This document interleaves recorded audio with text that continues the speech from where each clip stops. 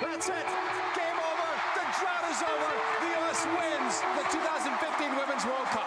In the very first conversation I had at Fox with David Hill and Eric Shanks, they both were emphatic in their goal that this would not be treated as a warm-up event to the Men's World Cup. We've done these kinds of portrait and artistic shoots before on all of our other sports properties, but this is the World Cup, and we were about to give women's soccer the biggest stage it had ever been given before. Very determined looking U.S. side as they make their way out onto the field. We certainly went out to make a statement with this shoot, and I think we kind of achieved that. But with this being the biggest thing that Fox Sports was going to do and the stage that we were going to be on, it was important that we take everything up a notch. So we had to give something that was worthy of that presentation.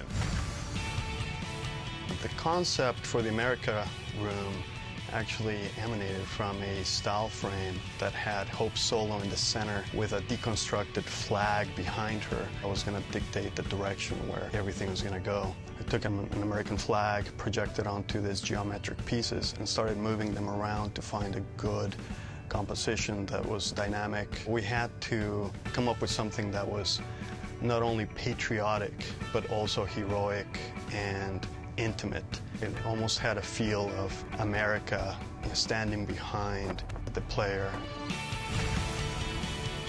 Fire Room was very much a technical challenge.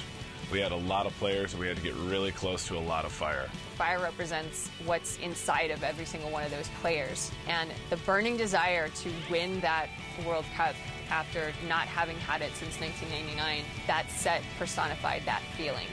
It was a really dynamic shoot because of the depth the fire gave us. We had fire bars on front, back, and both sides. It just worked completely with the attitude and the motivation of this team. Rain was a big light setup, but really dynamic because of the lighting and the way they really worked with our department to bring that rain bar to life. Water in general, just the way that it interacts with light, is always just a really beautiful kind of thing, and how even just shooting it at, an overcrank high-speed effect that it has, and the beauty that it can create. Because it was so deep, we had to rig all the way to the perms with some flexible sheets of false diamond plate. We had to rework that whole rig a few times, all in a very short time frame. The last-minute scramble really came for what we call the ballerina room. The inspiration for the room came from a tiny photo we had found of a ballerina who is standing in front of some wood panels. But it was incredibly technical to build. Just tons of 2x2 aluminum in a very designed pattern, shooting out from a source point on two planes so that we could get lighting and everything else to queue up so that as they walk forward, none of what we made was seen on camera. Players' reaction to everything we did was probably the best part of the whole thing. You could see that it was appreciated on their end, and that they were going to give as much effort to everything we were doing as we had given to them. Lloyd with Morgan streaking. She's chipping the goalkeeper! Off the post and in! Hat trick for Lloyd! I'm a dad. I have a daughter. To see the excitement in my daughter's eyes when she recognized a piece of footage that I had shot was just very powerful.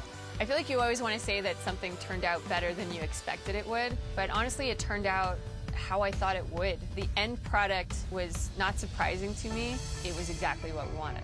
For the first time since 1999, the U.S. Women's National Team can call themselves World Cup champions. In well over 30 years in this business, without question, I was proudest of what we did for an entire month from Vancouver and all of Canada. The best thing that I've ever worked on in my career.